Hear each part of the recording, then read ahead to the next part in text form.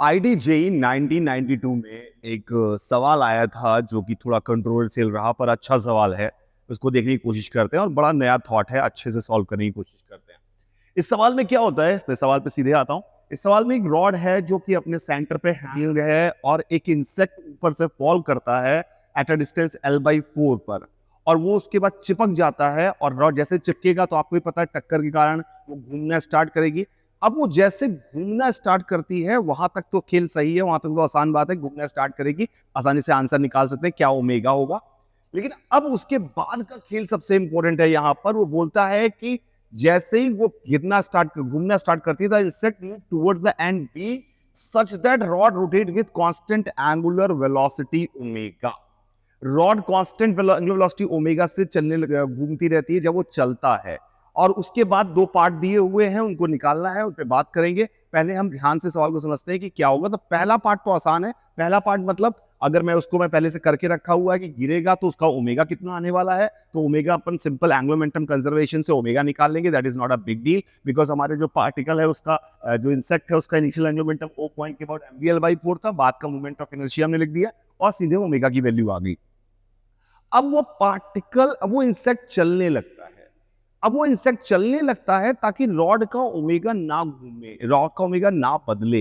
जरा सोचिए पहले कि वो चल रहा है, वो इंसेक्ट उस पर है और रॉड का ओमेगा नहीं बदल रहा है। इसका क्या मतलब हुआ? रॉड का ओमेगा नहीं बदल रहा है, इसका मतलब क्या हुआ कि घूम रहा है और रॉड का ओमेगा नहीं बदल रहा है। यानी ऐसी स्थिति आ गई, चलने लगा, रॉड का ओमेगा नहीं बदल रहा है। रॉड का ओमेगा अगर नहीं बदल रहा है तो रॉड को अगर मैं ध्यान से देखूं कि क्या हो रहा है भैया रॉड तुम्हारे साथ, तो उसने कहा कि मेरे ऊपर नेट टॉर्क 0 होना चाहिए। क्या ये बात समझ आ रही है आपको? नेट टॉर्क 0 क्यों होना चाहिए रॉड पे? क्योंकि रॉड कह रहा मेरा एक बार जो ओमेगा आ गया वही ओमेगा मेंटेन है, मेरे पर नेट टॉर्क 0 होना चाहिए। नेट टॉर्क 0 होने का मतलब है इंसेक्ट रॉड पर नॉर्मल नहीं लगा सकता। इंसेक्ट रॉड पर नॉर्मल नहीं लगा सकता। नॉर्मल लगा देता तो ऑब्वियसली रॉड के ऊपर टॉर्क आ जाता। अगर इंसेक्ट रॉड पे नॉर्मल लगाता, इंसेक्ट यहां पर अगर सवार है, ये इंसेक्ट है, वो रॉड पे अगर नॉर्मल लगाता तो टॉर्क आ जाता, उसका ओमेगा बदलता। लेकिन इंसेक्ट उस पर चिपक के चल रहा है तो फ्रिक्शन तो होना चाहिए। तो पहला डाउट लोगों को लगा कि यार फ्रिक्शन है, नॉर्मल नहीं है, ऐसा कैसे हो सकता है? तो ऐसा होना पॉसिबल है क्योंकि नेट नॉर्मल 0 होना चाहिए। मेरा मतलब ये नहीं है कि नॉर्मल 0 होना चाहिए। जैसे आप सोचिए कि पेड़ों पर जो बड़े बड़े नारियल के पेड़ों पे लोग चढ़ते हैं तो उनके ऊपर हॉरिजॉन्टल में नॉर्मल रिएक्शन तो नहीं लग रहा होता है, पर वो फ्रिक्शन उनका वेट को बैलेंस कर रहा होता है क्योंकि वो चारों तरफ से पकड़ा हुआ है उन्होंने। तो नॉर्मल का वैल्यू सारी से कैंसिल हो जाती है, पर हर जगह का नॉर्मल फ्रिक्शन की दिशा एक ही तरफ है, ऊपर की तरफ, तो उसको चला सकती है। तो बिना नॉर्मल के जिंदा आदमी बिना नॉर्मल के फ्रिक्शन पैदा कर सकता है। ये बात तो समझ में आ रही है। मरा भी कर सकता है अगर रबर हो, इलास्टिसिटी है उसमें। तो बैक टू द गेम। अब बात आया कि ये इसको क्या रिलेशन निकालना है, वो सारी बातें करेंगे। तो इसमें लोगों का जो पहला थॉट आया, यहां भी लोगों ने मान लिया, पहला थॉट आया कि इसको कैसे सॉल्व किया जाए। उन्होंने कहा कि भैया अगर मैं इन दोनों को सिस्टम मानूं, किन दोनों को? रॉड और पार्टिकल दोनों को सिस्टम मानूं, तो हम कहेंगे पूरे सिस्टम पर बाहरी फोर्स कौन सा है? पूरे सिस्टम पे बाहरी फोर्स जो है, जो टॉर्क दे पाएगा, वो है इंसेक्ट का वेट, क्योंकि जो रॉड का वेट है और हिंज फोर्स है वो दोनों हिंज से पास हो रहे हैं। तो टॉर्क देने वाला सिर्फ कौन सा है? दोनों को सिस्टम माना तो इंसेक्ट का वेट। तो इंसेक्ट का वेट यहां पर लग रहा होगा नीचे की तरफ, इसकी वैल्यू mg, और माना इस समय ये दूरी x है। तो इस समय जो टॉर्क लग रहा होगा वो किसके बराबर होगा? तो उसका टॉर्क की वैल्यू अगर हम बात करें तो it would be mgx into cos theta. I hope it is clear. mgx cos theta, अगर ये एंगल थीटा है तो x ये लंबाई है, तो x cos थीटा ये लंबाई हो गई। तो mgx cos थीटा का टॉर्क है। अब टॉर्क क्या कर रहा है? ये एंगुलर मोमेंटम चेंज कर रहा है, पर इस बार ओमेगा नहीं बदल रहा है। क्या बदल रहा है? ओमेगा ना बदल के इस बार जो बदल रहा है वो है मोमेंट ऑफ इनर्शिया। तो हमने इसको लिखने की कोशिश की, it is equal to omega di/dt। ये भी कंट्रोवर्शियल चीज है कि आपने ये क्या लगा दिया, ये कोई रूल नहीं होता। और थोड़ा लॉजिकल भी है कि इस रूल को रूल माना जाए कि ना माना जाए, इस पर बहस की जा सकती है। फिर भी उन्होंने कहा ओमेगा di/dt लगाते हैं। अभी देखते तो है पहले।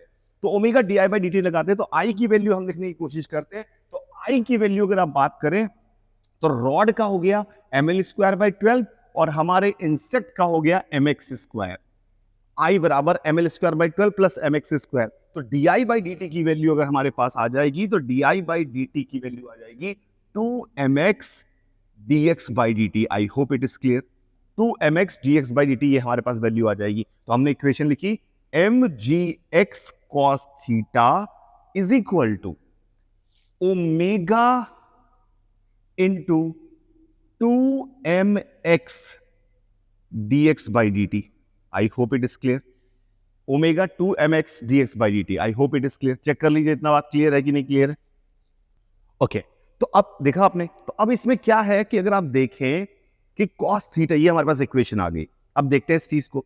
अगर आप यहां पे नोटिस करें, थीटा जो होगा वो ओमेगा टी के बराबर होगा, बिकॉज ओमेगा की वैल्यू कांस्टेंट है। अगर ओमेगा की वैल्यू कांस्टेंट है तो इस इक्वेशन को मैं लिख सकता हूं mg x cos omega T, mg x cos omega T is equal to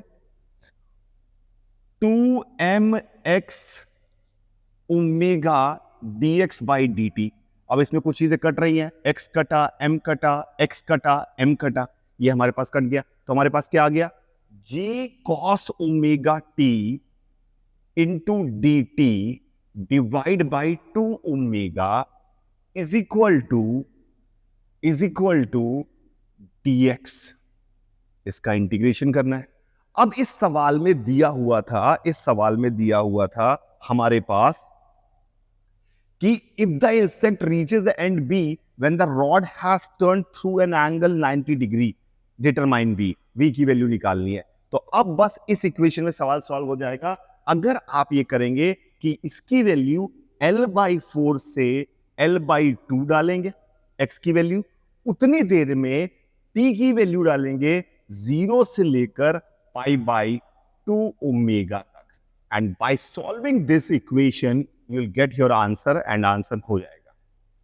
लेकिन इस सवाल में दो समस्याएं थी। क्या दो समस्याएं थी इस सवाल में? इस सवाल में दो समस्याएं थी। पहली बात वो नॉर्मल वाली, जिसको मैंने आपको बताया कि क्या समस्या थी, इसलिए सवाल को हटा दिया गया हर जगह से कि इसको डिस्कस ही नहीं करना, इस सवाल के बारे में बात नहीं करी, पर बहुत ही बढ़िया सवाल है।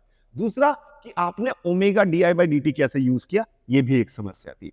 तो मैंने कहा चलो भाई, अगर ये सब नहीं यूज करना है तो क्या बिना इसको यूज किए सवाल किया जा सकता है? तो मैंने उसको करने की कोशिश की कि omega D by D T में यूज नहीं करूंगा, और देखता हूं कि अब सवाल किया जा सकता है कि नहीं है। अब मैंने क्या किया, मैंने इस सवाल में फिर से वही फोटो बनाई और हमने अपने इंसेक्ट को यहां दिखाया। इस समय इंसेक्ट के पास दो वेलोसिटी है, एक v मैंने दिखाई हुई है और एक इधर की तरफ उसकी वेलोसिटी है x ओमेगा।